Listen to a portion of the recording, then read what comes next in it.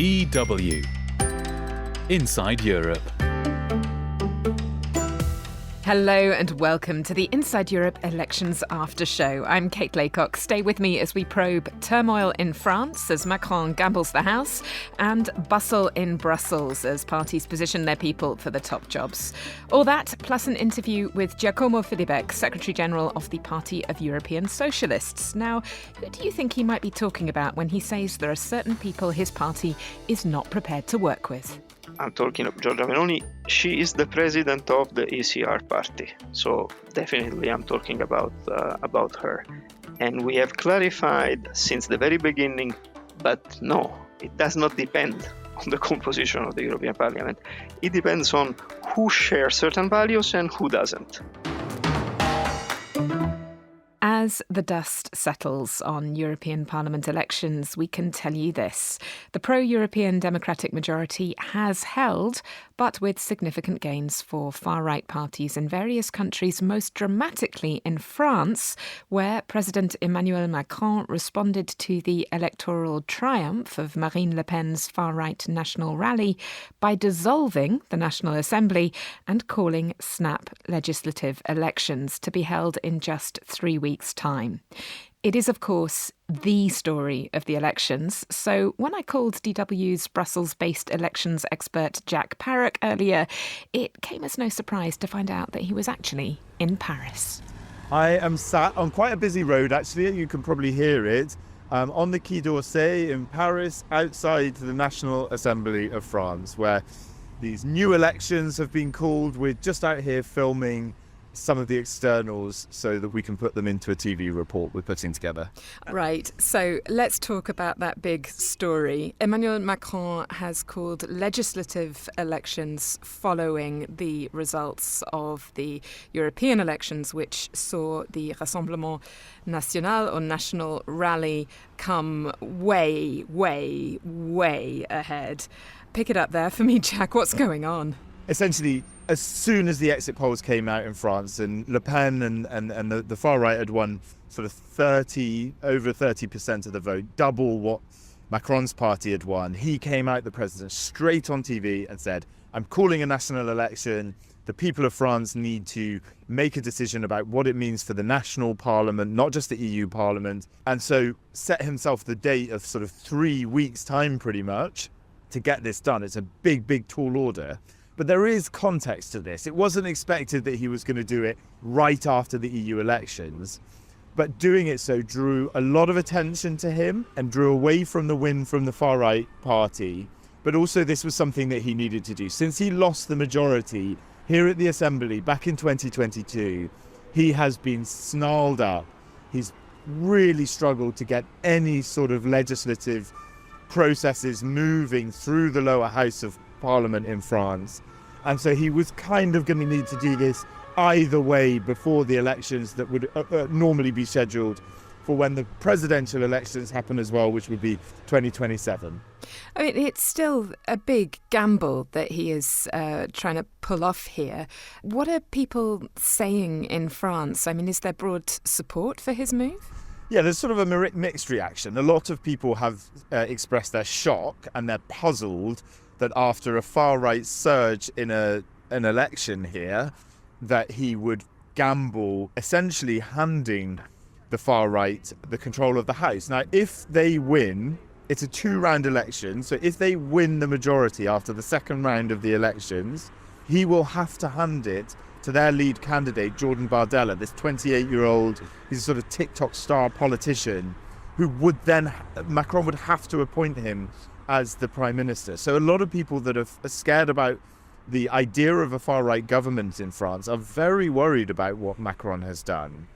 Other people, though, see it for what I think Macron wants to happen. He wants to pull off a big stunt here, which is where people are much more concerned about how their national government is run and will be very worried to see a surge in the far right in recent polls. It will be a fresh memory for them, so that he hopes that when they head out to vote in the elections come the end of June and then again in the beginning of July for the second round, they will say, listen, we have to vote for anyone but the far right, and that this will push them out to vote to make sure that it doesn't swing to the right in the National Assembly. That's his gamble. So he's trying to do what I suppose in European parlance you could call pulling a Sanchez, Pedro Sanchez, who managed to do exactly that, pull a majority of the country behind him following disastrous local elections. But very, very different politicians and very, very different popularity levels. Indeed, Macron is really, really struggling for popularity. Bearing in mind, though, he's also a second-term president, so he can't get re-elected in 2027 anyway, and he wants to try and get some laws over the line before he leaves office. So what's interesting now is the battles in France's left. Will they agree, from the sort of further to the left to the sort of more centrist socialists, to not stand candidates in certain parliamentary seats in order to allow votes to go to the other party in order to prevent them sort of splitting the vote and then the vote going to the far right? And in the midst of all this, Paris is, of course, about to host the Olympics. Exactly. If I can tell you where I'm sat sort of sat with my back to the National Assembly. On the other side of the Seine, I can see huge sort of structures of seats. To the left of me on the bridge, there's another one. The entirety of Paris is being plastered with different boards to direct people who are going to be arriving at the Paris Olympics. For many years, this city has been gearing up for this Games. The attention of the world falls on this city and falls now on potentially one of the most drastic shifts in political history in France. We'll be returning to my conversation with DW's Jack Parrock a little later in the programme.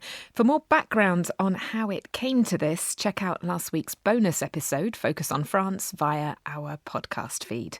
For now, though, it is time to zoom out and look at the wider picture. From her central vantage point in the Brussels newsroom, Terry Schultz sent us this assessment of what we can learn from the European Parliament election results and where they leave European politics now and in the weeks, months and years to come.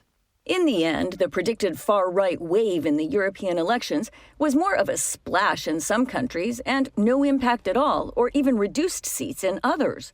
European Commission Chief Ursula von der Leyen and her political group, the European People's Party, EPP, were understandably elated as results rolled in. We won the European elections. We are by far the strongest party. We are the anchor of stability. The EPP actually gained seats, comfortably remaining the largest force in the European Parliament. After them came the Socialists and Democrats, holding on to their second-place spot. But outside of Brussels, the status quo took serious hits, as the forecasts of a far-right surge did prove true in some countries, causing repercussions far beyond the European Parliament. The only real earthquake was in France, where the success of the far-right national rally prompted President Emmanuel Macron to dissolve parliament and call new elections, in a risky move he hopes will bring voters back to the center. And in Germany, the far-right Eurosceptic AfD, which suffered a series of scandals in the days before the vote, still took second place with its best showing ever, while Chancellor Olaf Scholz's Social Democrats had their worst ever results. Italian Prime Minister Giorgia Meloni's far-right Brothers of Italy group came in first there, more than tripling its number of seats over the 2019 elections. On the other hand, in Hungary, populist Prime Minister Viktor Orban's Fidesz party held on to most European Parliament seats, although a new opposition party, TISA, took several of them, giving Orban his worst showing in decades. But analyst Rim Montaz of the International Institute for Strategic Studies says even without populist landslides, the results create real political instability in Europe. The domestic political mess in Germany and France had and are having an effect on the European parliamentary election and will now make it very difficult for Europe to, let's say, move at pace with what it needs to be doing in terms of the agenda of the new European Commission. You know, a lot of people are now focused on the far right didn't have the sweeping gains that it was supposed to have at the European level. But with Germany and France so hamstrung with their own politics, I think there's going to be quite a bit of impact. Momtaz was speaking in a panel hosted by the Atlantic Council. As she mentions, the agenda of the European Commission, the EU executive, is likely to shift to the right as well. Migration policy, always controversial, will be a major focus, while Green Party losses indicate the environment may get less attention, despite the so-called EU Green Deal being a hallmark of Commission President Ursula von der Leyen's first term. Now she has to fight for a second term and is vowing to hold the center. Together with others, we will build a bastion against the extremes from the left and from the right. We will stop them. This is for sure. But the problem may be that some of who she calls extremes would also be able to stop her. While it appears that solid results for her European People's Party, backed up by the Socialists and Democrats, will give her enough seats in the new parliament for the 361 votes she needs to be confirmed, she also needs approval from the majority of EU leaders. They'll come to Brussels next week to negotiate the top jobs, with newly bolstered Giorgia Meloni packing extra leverage and the clout of Emmanuel Macron, who was a big backer of von der Leyen in her first term, now in question. Terry Schultz, DW, Brussels. So now we know how the DW's Brussels team sees the European Parliament elections. After the break, we'll be finding out how the General Secretary of the Party of European Socialists views them as well. Stay with us. I'm Kate Laycock in Germany. You're listening to Inside Europe.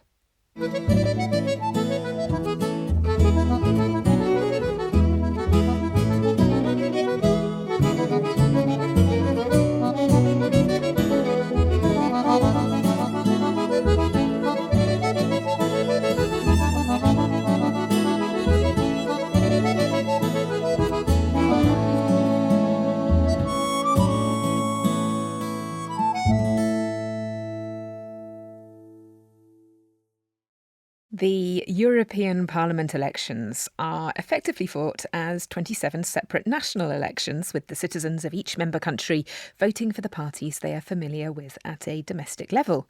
Depending on their performance, these parties are then able to send a certain number of MEPs to Brussels, where they will join together to form groups with politically affiliated parties from other countries.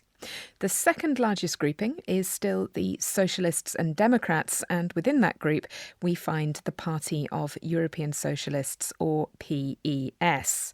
The General Secretary of the Party of European Socialists is Giacomo Filibeck, and I began our conversation with what may perhaps have been a slightly irreverent question. I asked him what a General Secretary actually does. Thank you very much for having me, and also thank you for the question, because it doesn't happen to receive it so often here in the Brussels bubble. But I do understand that outside of this system that Brussels represents for the European Union politics, it may be a bit obscure. But if you then try to apply national logic, our job as Secretary Generals is not that different from the job that national party SecGen would be doing. We are an umbrella party of socialist, social democratic and progressive parties within the 27 member states of the European Union.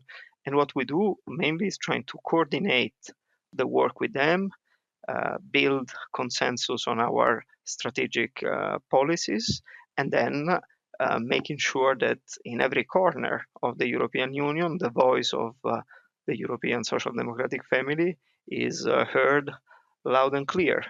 And this is the way we somehow try to organize this just past electoral campaign. And we, as political parties at the European level, have our raison d'etre, our main job to be performed in that context.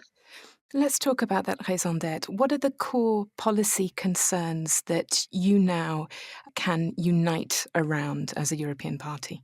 We had three very clear pillars when we were drafting our manifesto and when it was adopted by all our member parties.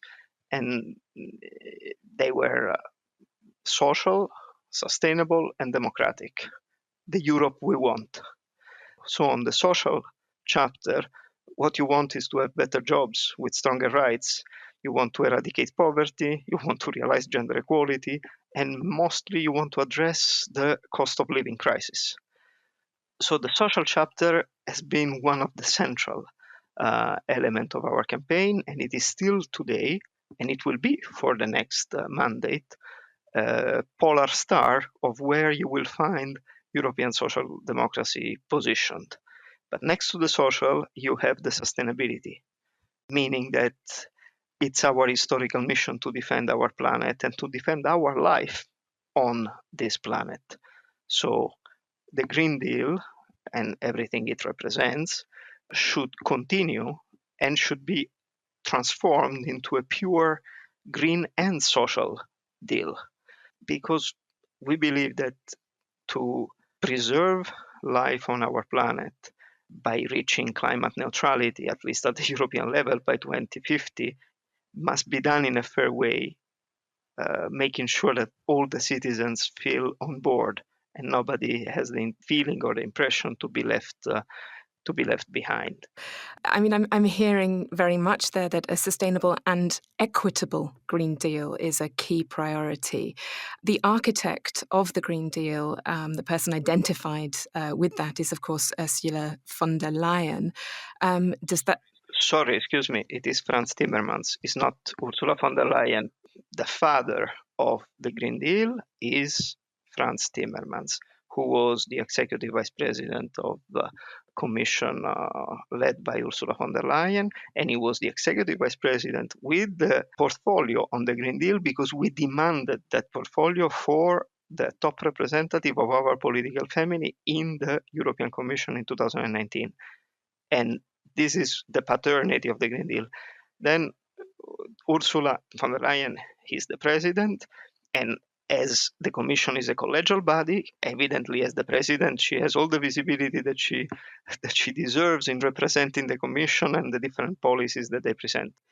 Is she the person to take it forward? Would your concerns for the Green Deal mean that you would want to back her for EU Commission President again?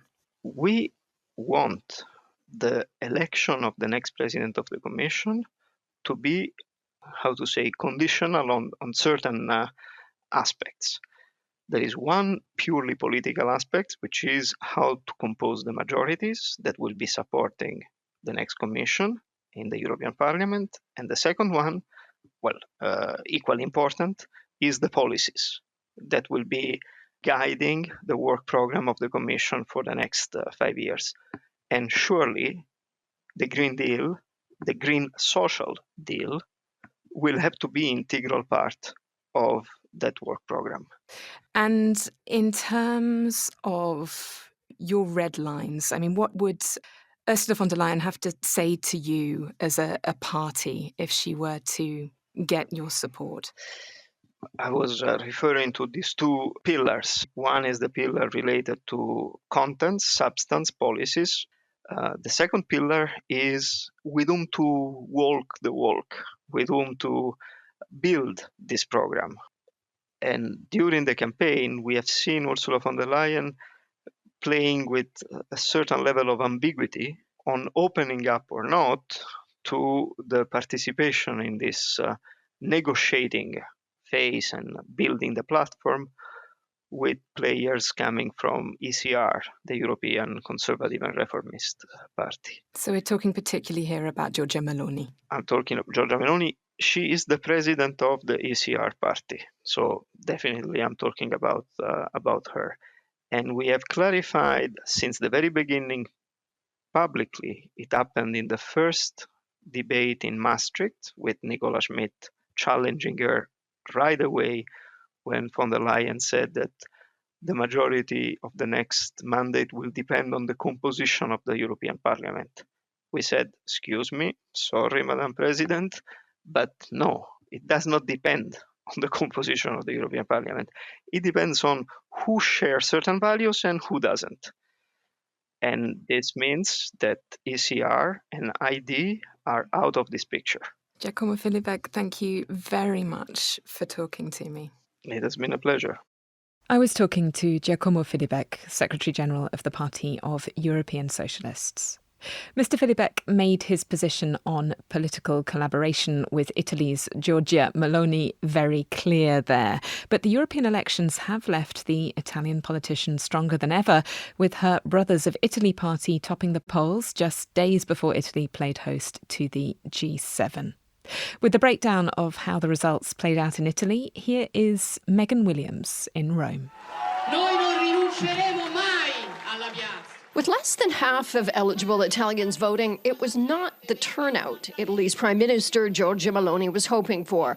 But the results were what she wanted, with her Brothers of Italy party snagging the most votes in Italy with 29%. A lot of this was expected, says Italian politics expert at Lewis University in Rome, Giovanni Orsina. A result slightly better than when Meloni's party won national elections here in Italy in late 2022, and far better than the centrist President Macron of France and the center-left Olaf Scholz in Germany, giving Meloni major leverage in the EU as a bridge between the center and far right. the government gets out of this vote strong. The only real issue is that the League is an unstable party. By League, Orsina means the party once called the Northern League, founded by Northern Italians with separatist aspirations. A decade ago, the bombastic Matteo Salvini took over. He stopped blaming Southern Italians for the country's problems and started blaming migrants. La censura. Non si può più dire 10. Well, Meloni has softened her hard-right image, publicly denouncing fascism and supporting Ukraine. Salvini supports Russia and recently caused outrage by urging supporters to put an X on his party's name, using a fascist reference. Sul fatto che il fascismo è un crimine. Il fascismo... Salvini also welcomed into the League Roberto Vanacci, an Italian army general being investigated for embezzlement. He wrote a book disparaging LGBTQ+ people, migrants, minorities, and feminists. Recently on Italian TV, he refused to denounce fascism. Ma possiamo definire un crimine, no? Ma è già stato giudicato dalla storia. The League, 5 years ago the first among right-wing parties in Italy, is now the last. But, says Lorenzo Pregliasco of Utrend Polling Company, all the center-right parties actually increased their vote share. Part of a voter tendency to support more established parties here. A trend towards major parties, together around 53% of votes, a high level of support for the two major parties. The center-left Democratic Party got 24% of the vote, just 5 points behind Meloni. Siamo il primo partito al sud. Questo per noi è un risultato fondamentale. With party leader Elly Schlein trumpeting a victory in the south of Italy for the first time. Generally, in national elections in Italy, the central and northern parts of the country tend to vote more. A lower turnout in the south can damage the result of the five-star movement, which is particularly strong in that part of the country. In fact, the five-star populist movement that surged in the last EU election was this year's big loser. The EU election results in Italy were reflected in polls beforehand. Parte sorprendere come economisti. But Italian economist Valentino Meliciani says what surprised her was, unlike the German and French, Italian voters did not punish the government for high inflation and loss of purchasing power, even though they're higher than the EU average. In Germania o in Francia, la situazione economica ha pesato molto. Still, right after the election, the spread between Germany and Italy was the biggest it's been in months. Giorgia may be riding high on Europe's move to the right, but she needs to solve Italy's massive debt and slow growth to stay in power. Megan Williams, DW, Rome. For more background on the politician they call Giorgia, check out Megan Williams' profile in last week's edition of the show. This is Inside Europe. Our feedback address is insideeurope@dw.com. I'm Kate Laycock in Germany.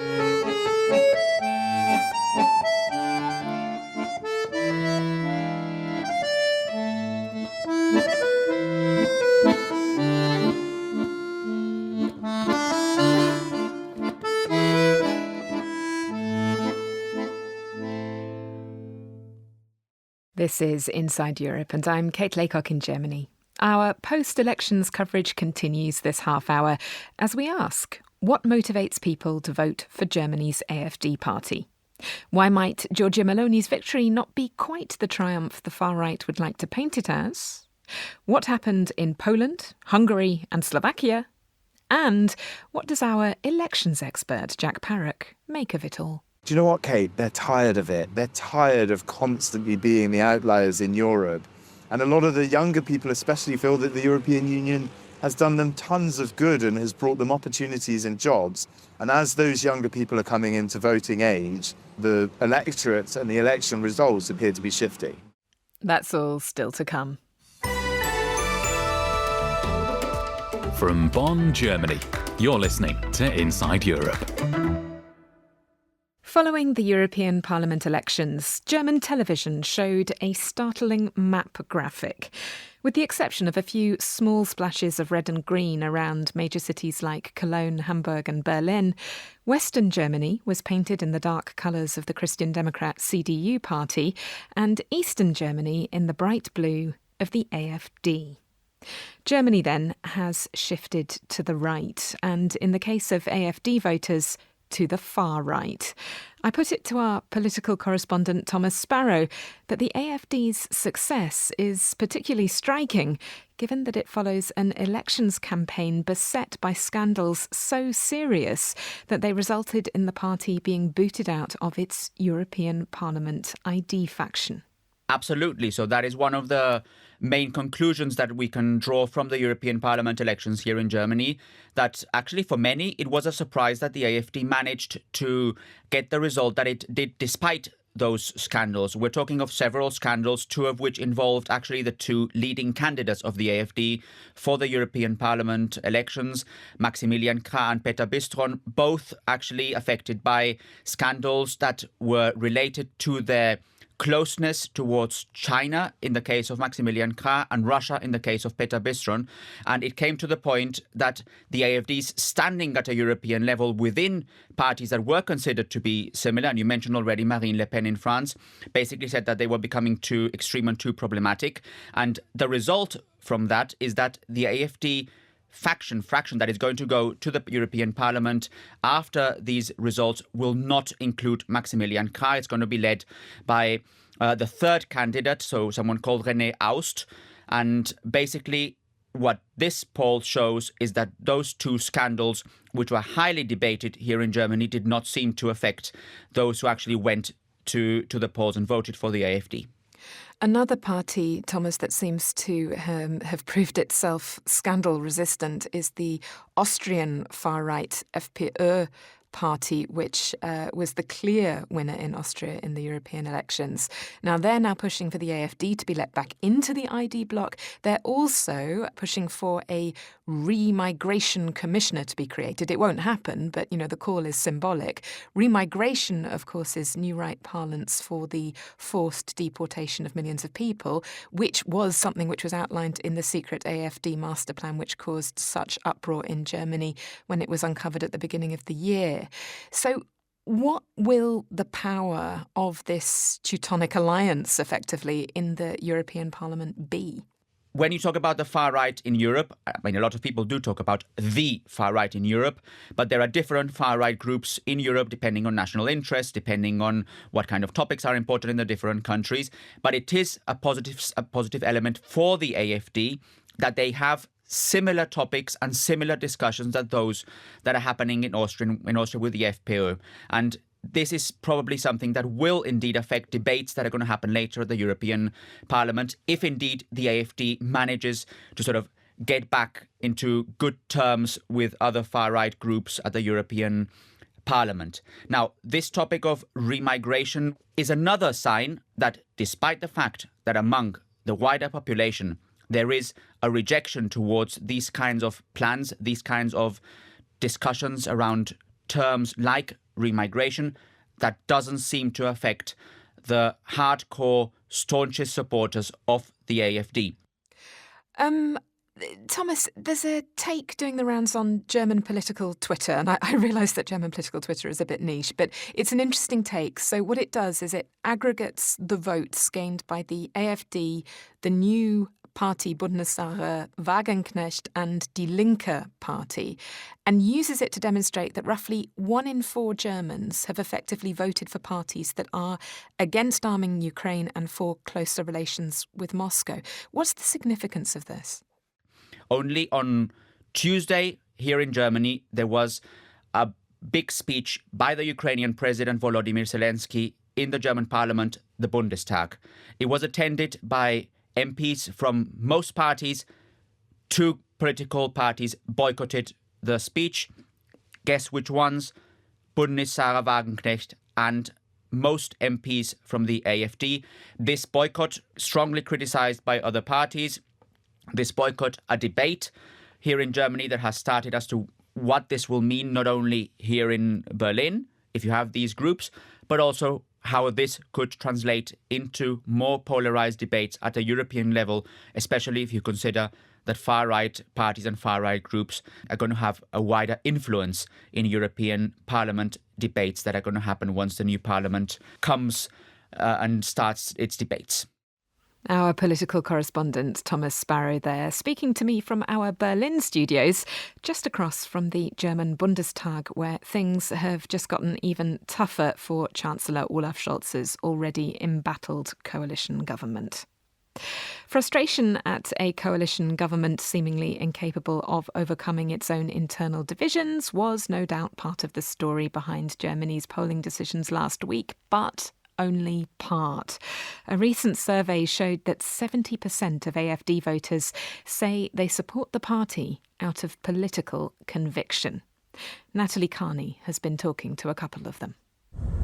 Wait, there's a couple of houses here. With no mobile connection, deep in the forest of the Hunsrück mountain range in the western German state of Rheinland-Pfalz, it took me a good hour to find 60-year-old Monika Trodler's house, a dog trainer and strong AfD supporter. And there's a fence down there. However, she used to be a hardened Christian Democratic Union voter, a centrist party led for many years by former Chancellor Angela Merkel. So with an open mind, I was keen to find out what made her switch to a far-right party some go as far to call fascists. And here we are. She poured me a cup of tea and cut me a piece of crumble cake. Das ist jetzt ungefähr so 8-9 Jahre her. It was about 8 or 9 years ago. We were looking for things to give to poor people, that's to say, poor Germans, to wear and so on. But it turned out that all the clothing stores were empty and there was nothing left for Germans. It was actually communicated by clothing stores that nothing was being spent on Germans, only for the incoming foreigners.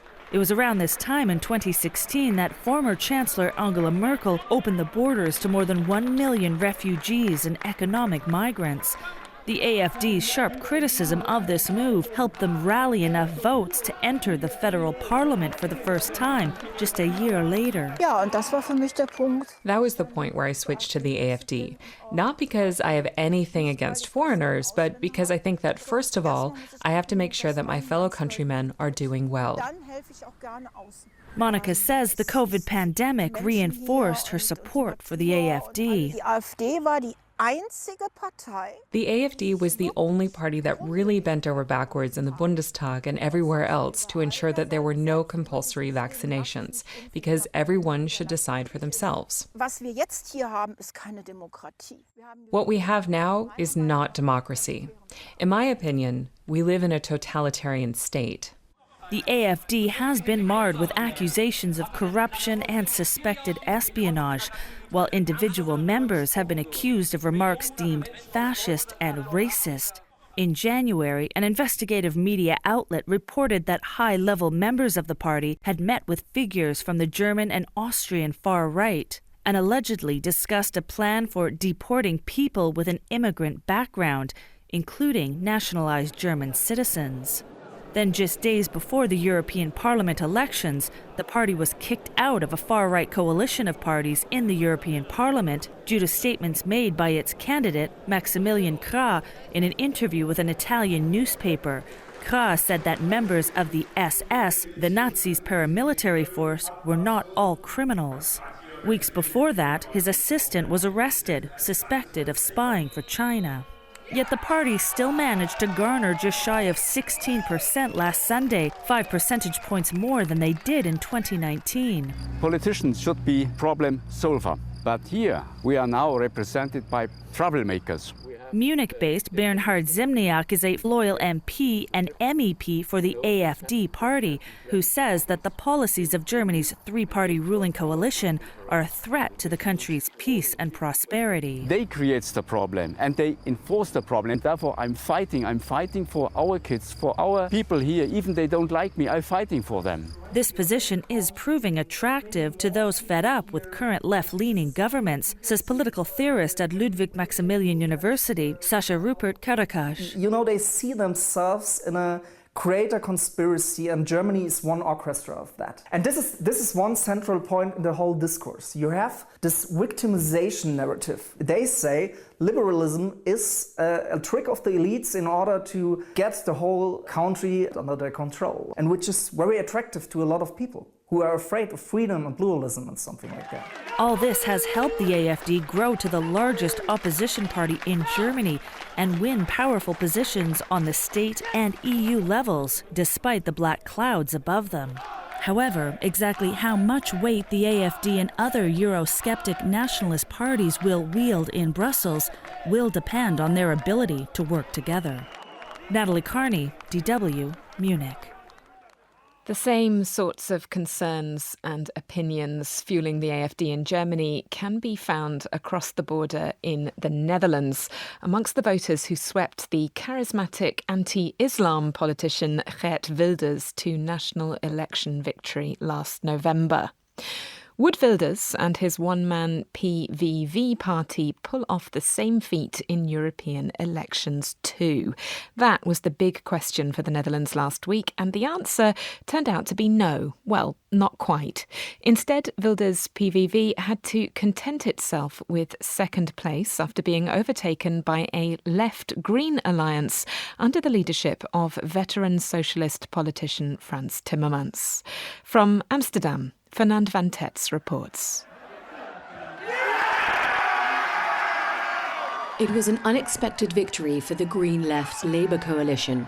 Polls had predicted a win for Geert Wilders' radical right party, but instead the joint Green Left Labour list came out on top with 8 out of the Netherlands' 31 seats. The alliance's leader, socialist heavyweight Frans Timmermans, former EU climate commissioner and the man widely regarded as the father of Europe's Green Deal, said that result sends a clear message. Pro-European parties in the Netherlands did very well in this election, which sends a clear signal to the rest of Europe. There is no necessity to work with the radical right. The assumption that the radical right would sweep this election is not materialised in the Netherlands. Although Wilders' far-right PVV still came out as the largest single party in the EP elections, sending 6 MEPs to Brussels, 2/3 of Dutch voters opted for pro-European parties. In total, the Green Left Alliance gained 8 MEPs, although these will be split between the Green and Socialist Democrat groupings in the EU Parliament. The left campaigned hard to get out the vote, and indeed voter turnout was the highest it's been since 1989. 47% went to the polls. PVV voters were underrepresented in that turnout, with scepticism about Wilders' U-turn on EU membership having perhaps played a role. The party previously advocated for a Nexit, the Dutch version of Brexit, but now says it wants to change Europe from within.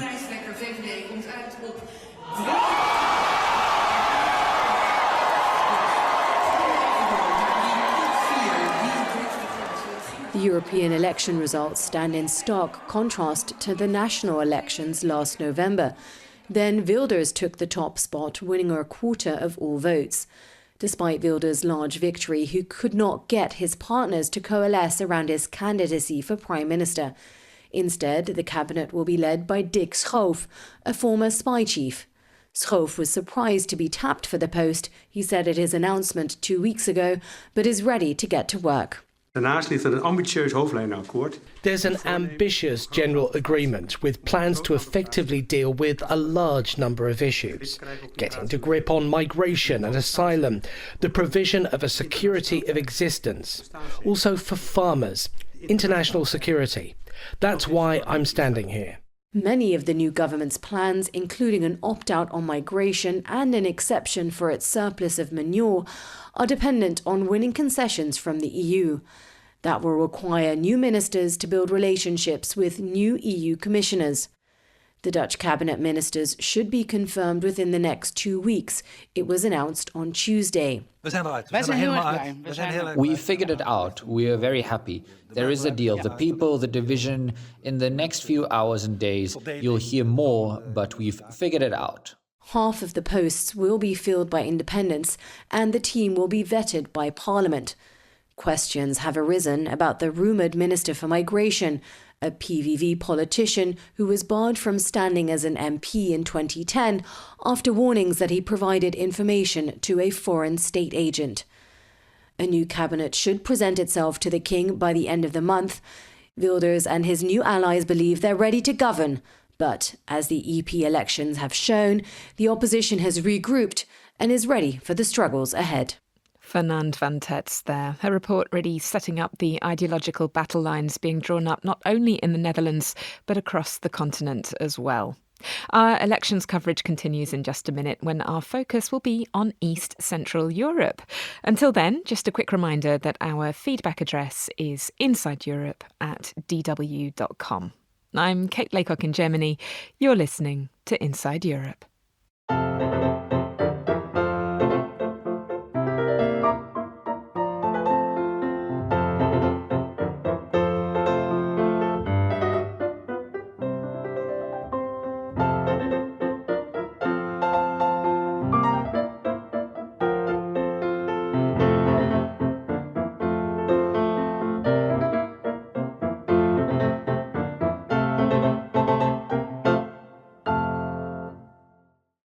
Time now, I think, to rejoin DW's elections expert Jack Parrock on the steps of the National Assembly in Paris. But Jack wasn't in France on elections night. Oh no, he was somewhere very different indeed. Yeah, so I was in Warsaw. I was there on my own, so I had to make a choice between the civic platform of Donald Tusk, the Prime Minister, who just in October ousted the Law and Justice Party, which is a national conservative party that had been in power in Poland since October for 8 years, and had brought in anti-abortion laws, anti-LGBT laws, some pretty, hard right policies. And I sort of decided that I would go and see them. So I sat in the Law and Justice Party, which is known as the PiS Party, headquarters. Went in, saw Jarosław Kaczynski, who's the president of that party, quite an old guy on his way out. They actually sort of lost, only slightly. Out of Poland's 53 seats, the Law and Justice Party looked like they got 19 seats, and Donald Tusk's sort of centrist, centre-right party got 21. But this is actually the first time in a very long time that the Law and Justice Party have been beaten outright by Tusk's crowd. Instead, normally it's done in a coalition, and that's how the government is holding in Poland. But it shows that Poland appears to be turning against the Law and Justice Party, turning against the hard right. And indeed, I spoke to the former Prime Minister, Mateusz Morawiecki, and he said, listen, we've got a lot of lessons to learn. The priority for us is to take over the national government again when the next elections happen in Poland. But that surge in the far right was actually kind of reversed in Poland this time. Yeah, and a turn towards Europe as well, very much so under the leadership of Donald Tusk. Yeah, himself the former European Council president. And that's what he promised. That was the sort of debate between the two Polish factions. It was Donald Tusk saying, listen, if you hand it back to the Law and Justice Party, you're allowing Russian influence back into our country in the wake of the war in Ukraine. The other side, the Law and Justice guys, they are saying Donald Tusk is a stooge, a puppet of Brussels, a puppet of the European Union. But the Polish voters decided that they've still got faith in Tusk and the civic platform. So this is kind of a flipping of the script as we're used to it, isn't it, Jack? Because I think, broadly speaking, Europeans have got used to expecting anti-democratic election winds to be blowing from East Central Europe. This really is a very different sort of set of election results to the ones that we've become accustomed to. Do you know what, Kate? They're tired of it. They're tired of constantly being the outliers in Europe. And a lot of the younger people especially feel that the European Union has done them tons of good and has brought them opportunities and jobs. And as those younger people are coming into voting age, the electorates and the election results appear to be shifting. That's really interesting, Jack. Listen, I'd just like to quickly ask you about another Visegrad state, Slovakia. Now, there, the expectation had very much been that left populist Prime Minister Robert Fico and his Smer party would be able to capitalise on the recent, very dramatic assassination attempt that was made on his life. But there, that seems not to have happened. No, it doesn't. They actually seem to have come in second in the parliamentary elections. They came second in the number of seats that they're getting for Slovakia, which is a big surprise as well. I mean, Fico himself, like you say, he was shot in the street by quite an elderly gentleman who was against his sort of anti-democratic backsliding, specifically for Fico's attacks on the state-run media in Slovakia, and that was what that guy said he had tried to shoot him for. I was actually there. I went to the hospital where Fico was being held in Banska Bystrica just perhaps about a month ago now. And all over, the political forces, left and right and centrist, all of them tried to tone down the political narrative ahead of the EU elections. It had got to a fever pitch in the sort of way people were talking, and the politicians were attacking journalists by name on the stage. It was really quite messy. And the outgoing president and the incoming president, Peter Pellegrini, they stood on the stage together after he was shot and said, listen, can everybody just try and tone down the rhetoric? And that meant, I think that probably served for the Smer party not to take the most seats, because what they really campaign on is a very loud, bombastic, aggressive version, Robert Fico himself being the absolute figurehead of that. And perhaps without him being able to do it, it didn't really rally people up. Slovakia always has terrible turnout figures, and that was kind of the same this time. But it meant that there was not so much sort of fervour for voting, and it appears that's why they maybe didn't take so many seats. DW's Jack Parrock there, deftly summing up the surprising patterns emerging around East Central Europe from the steps of the National Assembly in Paris. Chapeau, Jack. Now, the EU's longtime bête noire, strongman Hungarian Prime Minister Viktor Orban had a disappointing election. His ruling Fidesz party still came top, but lost ground to the opposition despite controlling most of the media. As Stefan Boss reports from Budapest, the outcome came after scandals that analysts say could further threaten the power base of Hungary's increasingly authoritarian leader. A jóisten mindannyiunk fölött, Magyarország mindenek előtt, hajrá Magyarország, hajrá Magyarország. Supporters of 61-year-old Prime Minister Viktor Orban applaud the man who Brussels regard as a risk to the bloc's democratic values. There are concerns about his pro-Russia rhetoric amidst the war in Ukraine, allegations of corruption, rule of law violations, and a crackdown on critical media. But after these elections, it was difficult to silence the shouts of joy on the other side of the river Danube. Crowds gathered for a party to celebrate Peter Magyar. He's a 43-year-old former insider of Orban's Fidesz party turned opposition leader.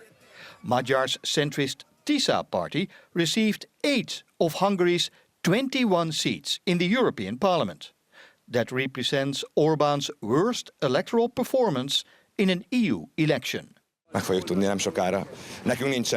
We don't have tens of billions of Hungarian forints to mobilize our supporters or hundreds of mercenaries like they have, Magyar says. Our supporters are patriots, not mercenaries. Orban's Fidesz gained just 11 of the 21 seats in these elections. And it didn't help that in parallel municipal elections, the liberal Green mayor of Budapest was re-elected, beating a Fidesz-backed candidate by just 324 votes. But the Prime Minister still tried to sound upbeat. He said the election results sent a message to Brussels that the EU's migration, pro-gender and pro-war policies should stop, and that his call not to send more Western weapons to Ukraine, but to focus instead on peace talks with Russia, also resonated with voters. The first is that I've never seen the case that one issue, like the peace and war just today, would be so dominating almost in all European Union countries. So this election is a real European one. It's not membership elections, it's more than that. It's an all-European pro-peace or pro-war election. However, about 100,000 Hungarians attended Peter Magyar's rally last weekend, and they are concerned about the government's conduct. In February, 2 allies of Orban, the former president and justice minister, were forced to resign from politics after giving a pardon to a state orphanage official involved in a pedophile scandal. And opposition leader Peter Magyar has alleged high-level corruption in the ruling party. For now, the opposition is celebrating, and analysts say these election results have marked a significant shift in Hungarian politics. But the political divide will complicate Hungary's task of taking over the rotating half-year EU presidency next month.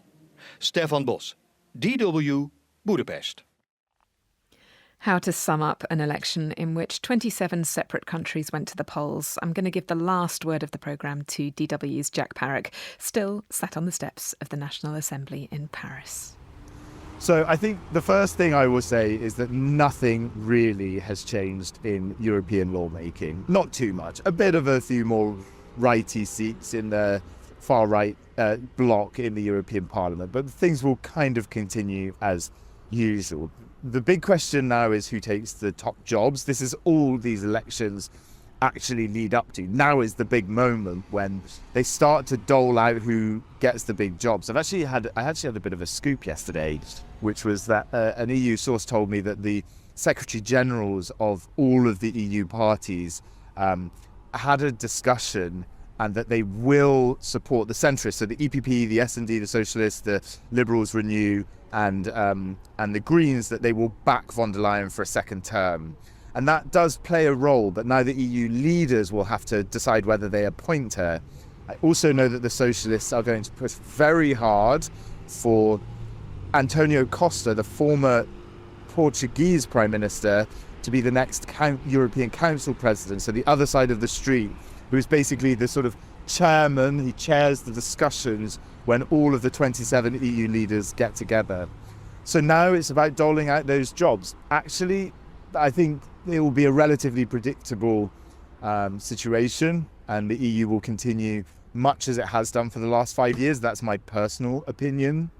And the focus really swings onto France. This is where the people called it an earthquake when the election result was handed down and we saw that the far right did so well in France specifically. I think the earthquake that we saw there will be absolutely nothing compared to what would happen if there was a far right prime minister here in France. I think it would be a complete epoch shift in French politics and therefore European politics, with it being the second biggest economy in France. I'm not sure it's going to happen, honestly, because of the way it works with 2 rounds. But that is really where the focus comes on. All of the focus sits on France right now. All eyes on Paris. We'll have more for you next week. In the meantime, a big thanks to DW's Jack Parrock and to all our correspondents in the various capitals and beyond. This post-election special was produced by Helen Seeney with help from me, Kate Laycock, and sound engineer Gerd Georgi. Inside Europe comes to you from DW in Bonn, Germany.